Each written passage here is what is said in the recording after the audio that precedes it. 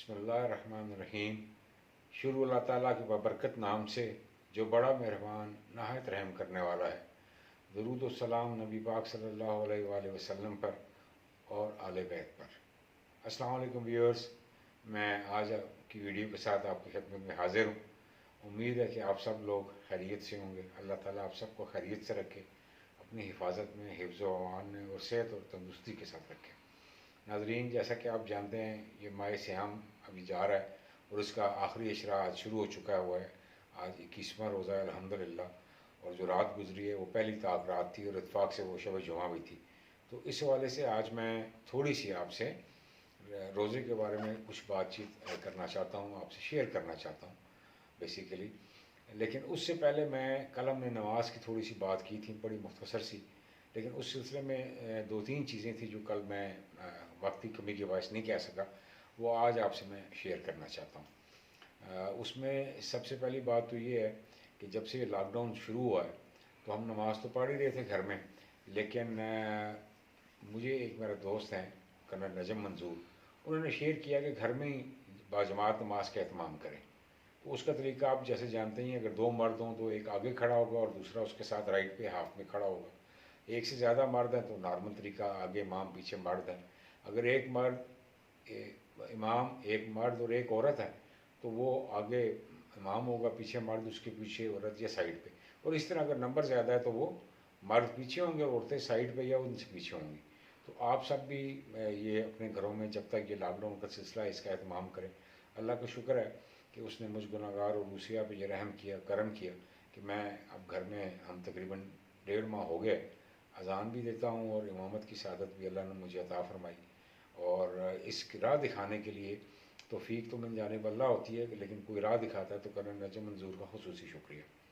दूसरा ये है कि मैं अपनी वालदा का शुक्रिया अदा करता हूँ, अल्लाह ताला उन्हें जन्नत में आला मुकाम दे, कि उन्होंने बचपन में हमें नमाज सिखाई, दीन की तरफ लगाया, और बचपन में नौजवानी में जितनी नमाज़ें पढ़ी वो माँ की सारी मेहनत थी और उन्हीं की तरबियत थी। लेकिन फिर कुछ बीच में कुछ साल ऐसे आए जो कि बिल्कुल नमाज से दूरी आ गई। इवन जुमा भी कभी कभार पढ़ा, लेकिन उसके बाद फिर दोबारा वापस जब नमाज की तरफ आए तो मेरी बीवी को अल्लाह खुश रखे, उसने मुझे वापस नमाज की तरफ लगाया और बार बार लगाया।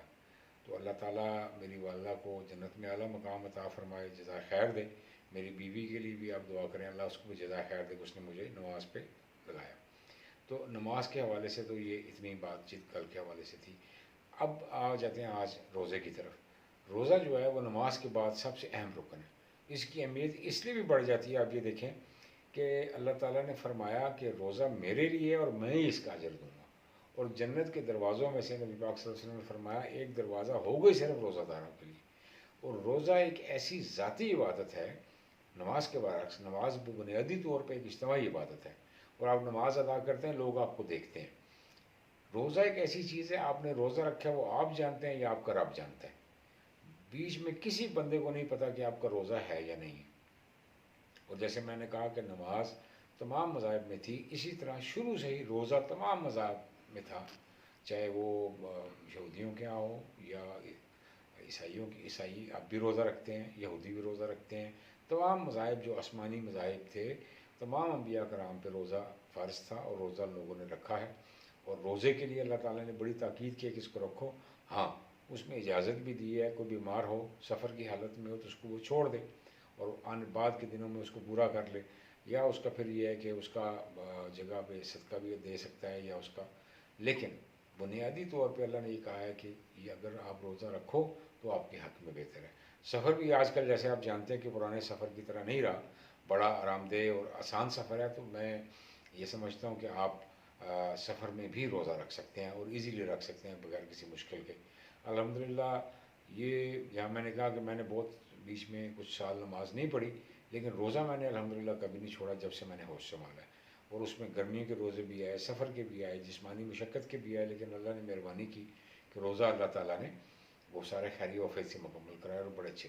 दूसरा, रोज़ा जो है वो बुनियादी तौर पे आपको तक़वे की तरफ लेके जाता है। नमाज भी तक़वे की तरफ लेके जाती है और रोज़ा भी तक़वे की तरफ लेके जाता है। रोज़ा आप ये समझिए कि पूरे आपकी साल की इबादत इस साल में इकट्ठी होके और आप अल्लाह ताला के बहुत करीब हो जाते हैं। और दूसरा जिस्मानी तौर पे अगर आप देखें तो आपके पूरे जिस्म की डिटॉक्सिकेशन और रिपेयर जो है सारी वो इस 1 महीने में हो जाती है। और जैसे मैंने कुछ दिन पहले ही पढ़ा था कि रोज़े में पहले 4-5 दिनों के बाद जब आपकी फ़ैट्स और एक्स्ट्रा शुगर बर्न हो जाती है तो आपकी बॉडी वाइट सेल्स ज़्यादा प्रोड्यूस करना शुरू कर देती है, जो कि आपके इम्यून सिस्टम में बड़े हेल्पफुल है, कैंसर के अगेंस्ट बड़े हेल्पफुल है। रोज़े के बेशुमार फ़ायदे हैं। आप रोज़े की हालत में कम से कम सहरी के वक्त सारी फैमिली इकट्ठी होती है, इसी तरीके से अफ्तार के वक्त भी सारी फैमिली इकट्ठी होती है। तो इससे हमें समझ ये मिलता है, इसको हम कैरी फॉरवर्ड करें कि बाकी दिनों में भी, बाकी 11 महीने जो हैं उनमें भी कम से कम सुबह का नाश्ता और रात का खाना सारी फैमिली इकट्ठे मिल बैठ के खाएं, जिसमें आपके आपस में प्यार मोहब्बत भी बढ़ता है और आपका जो है ना टाइम भी अच्छा गुजरता है। तो रोज़ा जो है वो अल्लाह ताला ने फ़र्ज़ किया है, जो कि फ़र्ज़ है और बड़ी आला इबादत है। रूहानी तौर पे आपको इसके बड़े फ़वाइद हैं और दुनियावी तौर पे भी बड़े फ़वाइद हैं इसके, तो इसलिए रोज़ा रखें। इसके एडिशनल जो फ़ायदा है वो ये है कि आप जिस्मानी तौर पे भी बड़ा अपने आप को फिट फील करते हैं। और अल्हम्दुलिल्लाह मैं अपनी ज़िंदगी की जब से होश संभाला है, मैट्रिक ऑनवर्ड्स, कोई 2-3 साल, शायद 2-3 साल ऐसे होंगे जब मैंने एक्सरसाइज ना की हो। अदरवाइज़ मैंने थ्रू आउट रमज़ान में एक्सरसाइज की है, चाहे वो कमरे में की है, चाहे घर के सैन में की है, पार्क में की है या जिम में की है। अब तो कई सालों से जिम कर रहे, जिम जाके रेगुलर जैसे एक्सरसाइज करते थे। इस दफ़ा अब चूँकि लॉकडाउन की सूरत हाल है, जिम्स भी सारे बंद हैं, तो घर के अंदर ही जो है ना वो मैं थोड़ी देर ज़रूर एक्सरसाइज करता हूँ। और जैसे मैंने पहले भी कई दफ़ा कह चुका हूँ कि वॉक जो है वो इशा की नमाज़ के बाद मैं करता हूँ। तो मेरी आप सबसे गुजारिश है कि अल्लाह ताला, आप सब रोज़े रख रहे होंगे, अल्लाह ताला आप सब के रोज़े कबूल करे और रोज़ा रखते रहिए। और रोज़े से वो रूहानी जिस्मानी फ़वाइद जो अल्लाह ताला ने इसमें रखे हैं वो सब से अल्लाह ताला आपको मुस्तफ़ीज़ करे और अल्लाह ताला हम सब के लिए आसाना पैदा फरमाए। अगर आप नीयत इरादा करते हैं रोज़ा रखने की तो अल्लाह ताला आपको हिम्मत और तौफ़ीक देता है, रोज़ा खैर वफ़ीद से मुकम्मल करवाता है और अपनी बड़ी नेमतें और बरकतें आप पे नाज़िल फरमाता है। और अल्लाह ताला ये देखें कि कुरान पाक भी अल्लाह ताला ने रमज़ान और मुबारक में नाज़िल किया और नबी पाक सल्लल्लाहु अलैहि वसल्लम ने आसानी फरमाई, ये कहा कि आखिरी अशरे में इसको तलाश करो। तो ताक रातों की तरफ ज़्यादा रुझान लोगों का पाया जाता है, लेकिन सारी रातें 9 मिलती हैं या 10 मिलती हैं, उसमें आप इबादत करें। उम्मीद है अल्लाह ताला आपको लैलतुल क़द्र का अजर देगा। लैलतुल क़द्र सिर्फ यही नहीं है कि ये रमज़ान इसमें कुरान पाक उतरना शुरू हुआ, बल्कि तमाम फ़ैसले आपकी ज़िंदगी के मुक़द्दर, नसीब, रिज़्क़, रोज़ी, सब फ़ैसले अल्लाह ताला इस लैलतुल मुबारका में करते हैं। लैलतुल क़द्र भी इसको कहा गया, लैलतुल मुबारका भी कहा गया। तो आप ये आखिरी अशरे से जितने ज़्यादा से ज़्यादा फ़ायदा उठा सकते हैं, नमाज़ पढ़ें, इबादत करें और दूसरों की जितनी मदद हो सकती है वो करें, ख़ास करके आज के हालात में। इसके साथ ही अभी इंशाअल्लाह अगले मंडे वाले दिन आपकी खिदमत में दोबारा हाज़िर होंगे। तब के लिए इजाज़त दी, तब तक के लिए इजाज़त दें। अपना बहुत ख्याल रखें, खुश रहें, खुश रखें। अल्लाह हाफ़िज़।